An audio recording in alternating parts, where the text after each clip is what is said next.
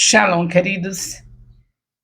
Gratos a nosso Deus, esse é o 9º capítulo do primeiro livro de Samuel. Louvado seja Deus. Muito grata, Senhor, por isso. Só o Senhor pode fazer isso. Agradecemos em nome de Jesus. Capítulo 9 de 1 Samuel começa assim. Havia um homem de Benjamim, cujo nome era Quis, filho de Abiel, filho de Zenó, filho de Becorate, filho de Anás, Benjamita, dono de muitos bens. Então, estamos falando aqui de um homem que era da tribo de Benjamim. Vocês estão lembrando das tribos lá dos filhos de Jacó? Elas continuam firmes e fortes aqui. Formaram a nação de Israel. 12 tribos. E este homem que está falando no capítulo 9, ele é dessa tribo. Ele tinha um filho chamado Saul, moço, e tão belo que entre os filhos de Israel não havia outro mais belo do que ele. Note bem, o filho desse homem, da tribo de Benjamim, o nome dele era Quis, e era da tribo de Benjamim. E ele era rico, tinha muitos bens. Você saber quem é que está sendo apresentado agora. Era da tribo de Benjamim, era rico, o nome dele era Quis, e tinha um filho chamado Saul, que era muito lindo, mais lindo dentre os homens de Israel. Dos ombros para cima ele sobressaía todo o povo. Era alto, bonito, alto. E aconteceu que as jumentas de Quis, pai de Saul, se extraviaram. Então Quis disse a Saul, seu filho: leve agora com você um dos servos e vá procurar as jumentas. Eles atravessaram a região montanhosa de Efraim e a terra de Salisa, mas não as encontraram. Depois passaram a terra de Salim, mas as jumentas não estavam ali. Então atravessaram o território de Benjamim, mas também não encontraram. O bom estudioso da Bíblia vai para o mapa, vê esses lugares aqui, vê a distância de um para o outro, pesquisa, pergunta, chega no Google e faz a pergunta, a distância de Efraim e a terra de Lisa. É assim que faz. Eu sei que eu tenho que dar informações para vocês. Se eu não tivesse, não fosse tão fácil de se procurar informações. Aí o professor vai pesquisar tudo para dar tudo pronto ao aluno. Mas hoje é tão fácil que é bom a gente também dar uma chance de vocês trabalharem um pouco e aprender a amar a palavra de Deus. Não ler simplesmente, mas ter amor de se aprofundar na palavra daquele que é o Todo-Poderoso e a única palavra que é a verdade, é a de Deus. Se a gente falar baseado na palavra dele, estamos falando a verdade. Se sair da palavra, somos mentirosos. Então, louvado seja Deus por este discipulado de excelência que Deus está nos entregando. Então, ele volta, quando chega à terra de Zuf, Saul disse ao servo que estava com ele: vamos voltar, porque senão o meu pai vai deixar de se preocupar com as jumentas para começar a se afligir por causa de nós. Até aí você está vendo que era um rapaz de bom caráter, né? Estava preocupado com o pai, que podia demorar muito procurando as jumentas e o pai ficar preocupado agora com o que tinha acontecido com ele e o seu servo. Então está se vendo que uma pessoa que pensava corretamente, tudo legal, né? Vamos prosseguindo aqui. Porém o servo respondeu: nesta cidade mora um homem de Deus que é muito estimado. Tudo o que ele diz acontece. Vamos agora até lá. Talvez ele possa nos mostrar o caminho que devemos seguir. Então Saul disse ao servo: mas se formos para lá, o que levaremos para aquele homem? Porque o pão que tínhamos em nossas sacolas acabou, e não temos nenhum presente para levar ao homem de Deus. O que será que temos? Ou será que temos? Aqui já vamos tendo alguns conhecimentos, ou seja, relembrando alguns conhecimentos que nós já temos, né? Na nossa nova aliança, a gente já leu a Bíblia toda e a gente sabe que esse aqui era algo que era determinado por Deus, ninguém ia a um profeta sem dar o sustento dele. O profeta vive só para isso, transmitir a palavra de Deus. Os profetas da antiga aliança ouviam Deus diretamente, levavam os recados. E os profetas de hoje, da segunda aliança, ele tem a Bíblia pronta, Deus direciona o que vai falando da Bíblia para alguém, e por isso são sustentados com as primícias. Os apóstolos, Elias e Rai, estão deixando bem claro isso. Enquanto o povo não aprendeu ainda, nós sabemos que Deus não deixa a gente passar fome, mas é assim que se sustenta o homem de Deus dignamente. Não fica esperando que os dízimos sejam para sustentar os apóstolos e sustentar todo o ministério, tudo que é necessário, secretária, servente disso. Não, a gente sabe que é especial o homem de Deus e a mulher de Deus. Eles vivem para servir ao povo e o povo vive para sustentá-los. Primícias tem aqui na antiga aliança e tem na segunda aliança, quando Paulo diz que aquele que é instruído reparte os seus bens com aquele que o instrui. É claro que no meio de vários instrutores, aquele que deve ser sustentado é aquele que está com cabeça abaixo de Deus, guiando todos os outros instrutores. Porque um é aquele que recebe mais de Deus, que já foi chamado especial para montar, ir aos lugares, formar as congregações. Esse aí recebe uma dose maior, porque ele vai passar para todos os outros que foram chegando às mãos dele, que Deus tiver entregue para preparar. Então, o apóstolo prepara pastores, prepara missionários, prepara, usado por Deus. O Espírito Santo faz isso, mas usa os apóstolos. Prepara os bispos, todos. Então, quem é que tem que ter direito às primícias aí? Claro que são os apóstolos, né? Então, a gente vê isso não é de agora, não é de ontem. A gente sabe que aqui na antiga aliança, Deus mandou fazer isso com os sacerdotes, com os profetas. E hoje, na segunda aliança, Paulo, um homem cheio do Espírito Santo, que pregou mais evangelho do que todos aqueles apóstolos, do que todos os outros apóstolos, que morreu com a cabeça, morreu degolado, por amor a Jesus, ele deixou escrito que aquele que é instruído reparte os seus bens com quem o instrui. Está na carta dele aos Gálatas, Gálatas 6:6.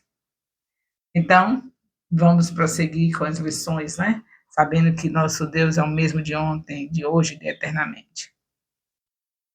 Então, o Saul, aqui já se sabe que, como já disse, pertenceu à tribo de Benjamim, foi ensinado, teve todo o tempo que viveu, o Pentateuco, os 5 livros da Bíblia que Moisés entregou a Josué, e que Josué lidou com esse livro durante o período que viveu, ensinando para eles, e depois passou por essa fase difícil que vocês viram que os juízes se separaram de Deus, não estiveram, no livro de Juízo o povo estava distanciado de Deus, não estava estudando o livro, mas depois nós vemos que vamos passando, passou o livro de Ruth, chegou Samuel, agora já sabemos que o profeta Samuel está aqui levando o povo a se humilhar diante de Deus, a rever os estudos do Pentateuco, e aqueles que viam nas tribos ainda tinham a lembrança e estavam recordando os ensinos que Deus deixou. Por isso que Saul está aqui lembrando que tinha que levar a oferta para o profeta, porque eles tinham ensinos do Pentateuco que nós já estudamos, os 5 livros da Bíblia, e já estamos aqui no primeiro livro de Samuel, pois todo esse povo aqui estudou, e Deus não deixou somente para eles, mas pela graça do Senhor nós também temos acesso à Bíblia, para estudar também Pentateuco e toda a Bíblia, para glorificar e exaltar o nome do Senhor.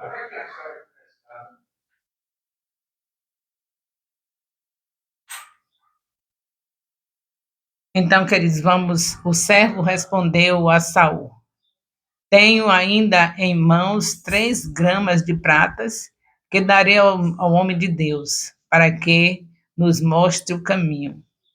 Aí o servo disse que ainda tinha 3 gramas de prata para dar ao homem de Deus, para que ele mostrasse o caminho. Era um trabalho, Deus dava uma missão, um ministério que tinha a recompensa, porque digno do é o obreiro do seu salário. Então, o profeta, ele vive para isso, para ouvir Deus e falar o que Deus tem para as pessoas, indicar a pessoa aquilo que elas estão necessitando. E aí tem que ser justo o povo de Deus, precisa fazer isso. Um profeta, ou seja, os nossos tempos, os profetas desse tempo, ele está com a Bíblia na mão o tempo todo estudando. Chega uma pessoa na sua casa, ele tem que estar sempre disponível para saber o que vai dizer para a pessoa, o que Deus está falando para a pessoa. É uma missão maravilhosa, eu amo ser uma profetisa do Senhor. Louvo ao Senhor por esse privilégio, mas seria bom que o povo entendesse, né? Para a gente ter sempre uma casa boa para receber as pessoas, ter o lanche das pessoas. No meu caso, que eu sou naturalista, os meus lanches são caros, porque castanha está caro, frutas estão caras, e é isso que eu ofereço às pessoas que vêm na minha casa. Então, o profeta tem que ser alguém também hospitaleiro, e para ser hospitaleiro depende de ter um bom sustento. Por isso, queridos, a gente tem muito que aprender. Estamos lendo a Bíblia para isso, que só tem uma verdade, a palavra de Deus. Mantendo-se nela, nós estamos com Jesus, porque Jesus é o caminho, a verdade e a vida. E ninguém vai ao Pai senão por Ele. Então, foi isso que aconteceu. Aí o servo respondeu só o que tinha, e aí, vamos ver no versículo 9, dizendo, antigamente em Israel, quando alguém ia consultar a Deus, dizia, vamos falar com o vidente? Porque antigamente o profeta de Israel se chamava de vidente. Era desse jeito que se tratava. Aqui, no versículo 9, está falando como é que se tratava o profeta. Chamava de vidente, porque ele via coisas que ninguém podia ver, porque Deus mostrava para eles. Então, o profeta aqui, no caso, ele estava vendo onde estava a jumenta, que nem o Saul, nem o seu servo conseguiu achar, porque Deus mostrava. Era a maneira de sustentar o profeta. Chamou para isso, e Deus estava sempre com ele, dizendo as coisas que as pessoas precisavam, e Deus também recomendou que essas pessoas sustentassem. Eu espero que todos estejam entendendo como nós precisamos viver, entendendo a palavra de Deus para estarmos glorificando, exaltando o nome dele. Já imaginou um profeta que tem um carro velho que não dá para sair daqui a colar, que está quebrando? Já imaginou um profeta que só tem um paletó para vestir? Já imaginou um profeta que está dia e noite com o sapato já abrindo no bico?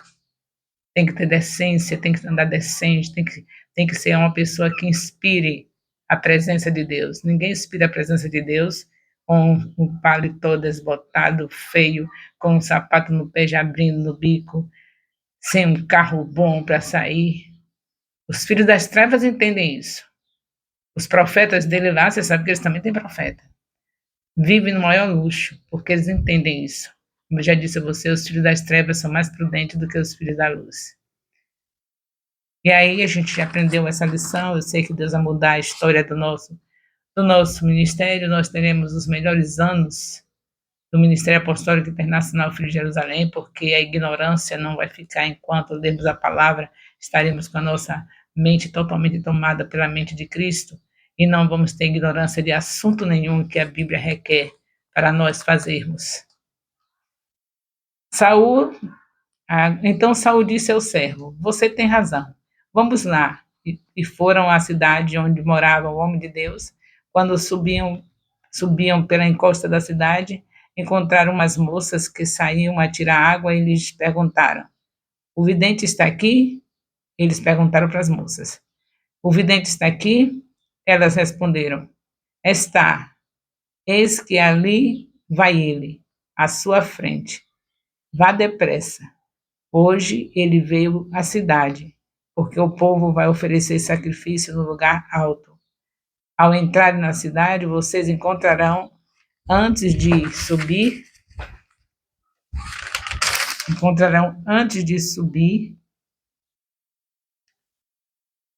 O vento deu aqui na página da Bíblia e perdi a parte. Ao entrarem na cidade, vocês encontrarão antes que ele suba ao lugar alto para comer, porque o povo não comerá enquanto ele não chegar, porque ele tem de abençoar o sacrifício e só depois os convidados irão comer. Vão agora, porque hoje vocês o acharão. Está vendo a importância que davam ao profeta? Pelo menos aqui estão dando importância. Teve momentos que os profetas foram apedrejados, mas até aqui ainda não aconteceu isso. Só fizeram rejeitar Samuel, né? Não queria mais ele, não queria os filhos dele. Mas até aqui estão sabendo o valor que ele tem. Então, eles foram até a cidade. Quando estavam entrando, eis que Samuel saiu ao encontro deles para subir ao lugar alto.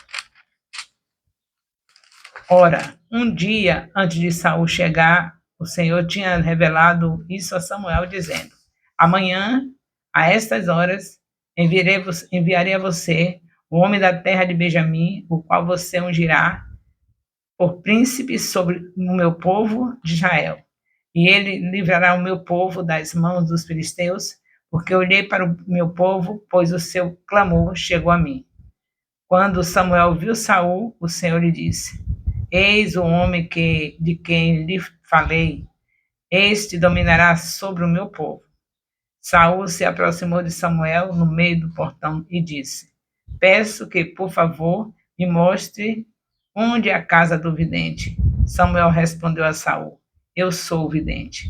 Suba diante de mim ao lugar alto. Hoje vocês comerão comigo. Pela manhã eu o deixarei ir e lhe contarei tudo o que está no seu coração.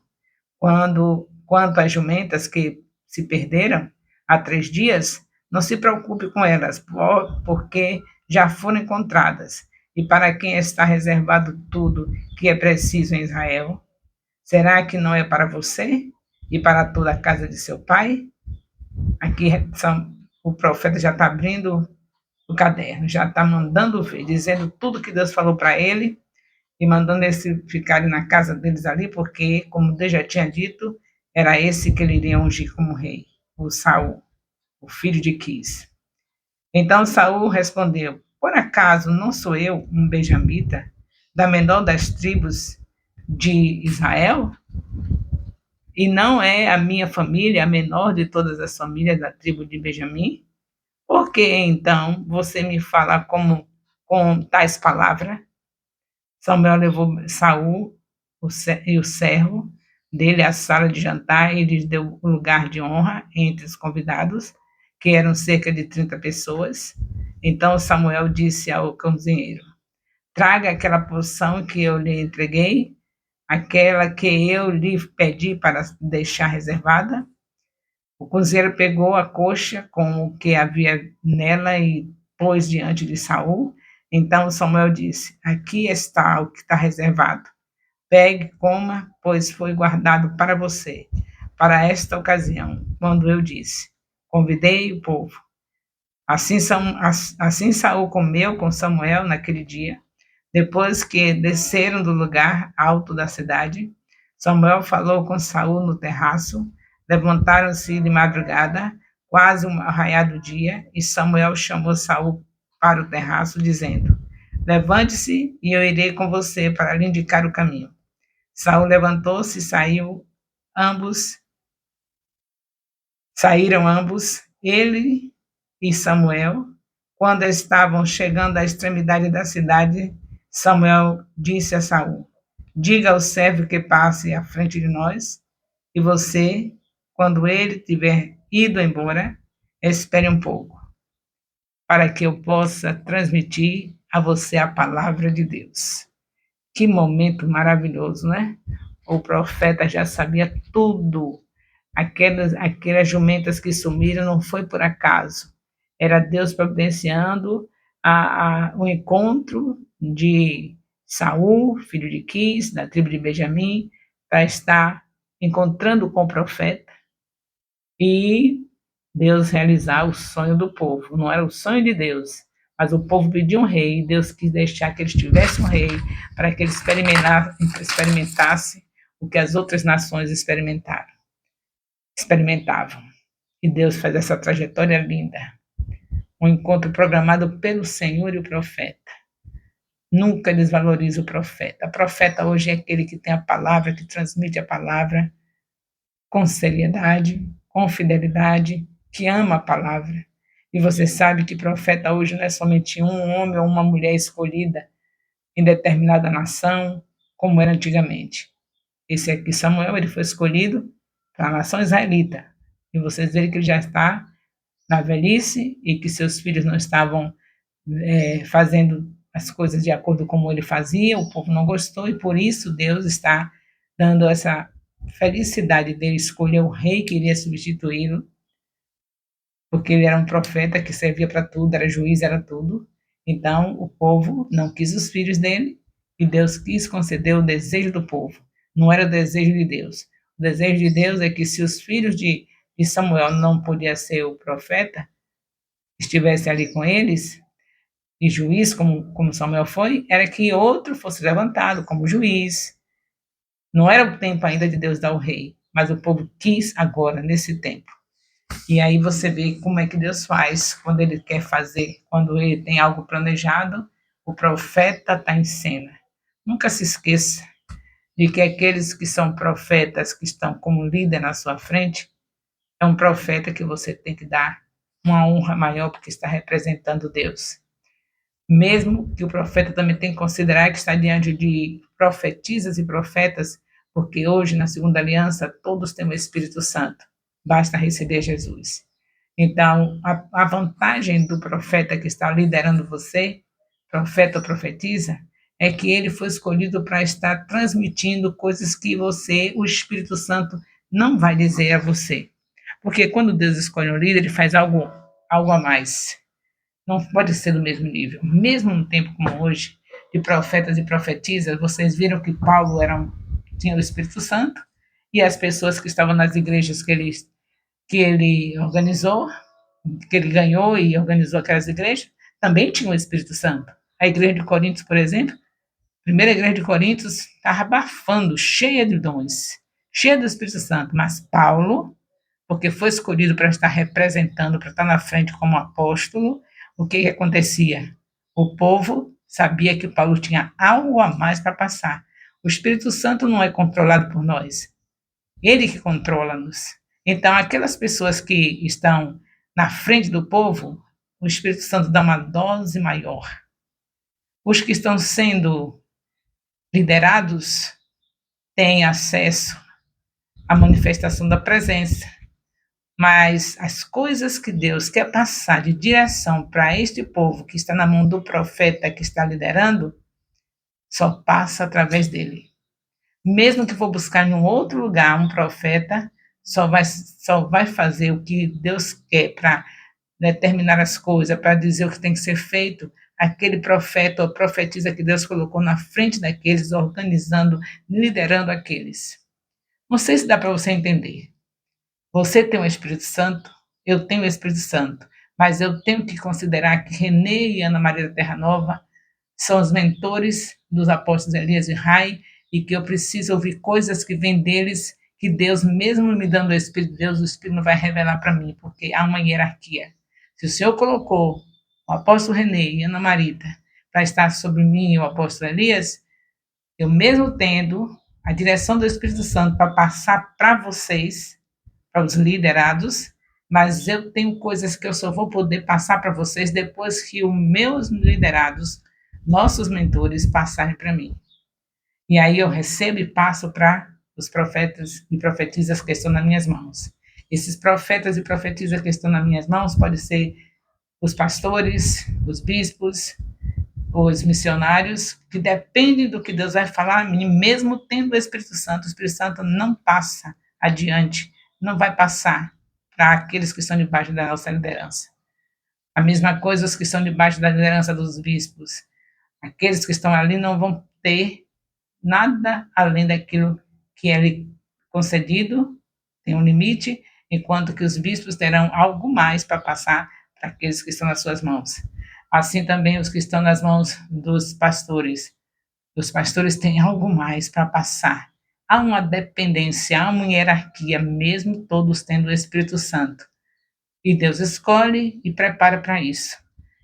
Eu, na frente de um povo que trabalha, tem suas empresas, tem seus empregos, tem seus patrões, é claro que o meu tempo, Deus escolheu para estar na frente desse povo, ele deu um tempo maior para mim, pela graça dele, ele mesmo me ensinou a criar meus filhos dentro da palavra, com cultos domésticos. Eles cresceram, aprenderam a formar suas famílias e criar os seus filhos. Então, eu sou uma escolhida do Senhor, o Senhor já preparou o ambiente para que hoje eu esteja na frente do povo sem estar tomando conta de netos, nem preocupada com o que os netos estão fazendo, porque Deus me fez ensinar os meus filhos e eles são bons filhos, eles são obedientes mesmo depois de casados, me respeitam, me honram, nunca me deram trabalho excessivo. Qualquer criança tem aquelas dificuldades para a gente cuidar, mas nunca me deu trabalho que viesse a me envergonhar.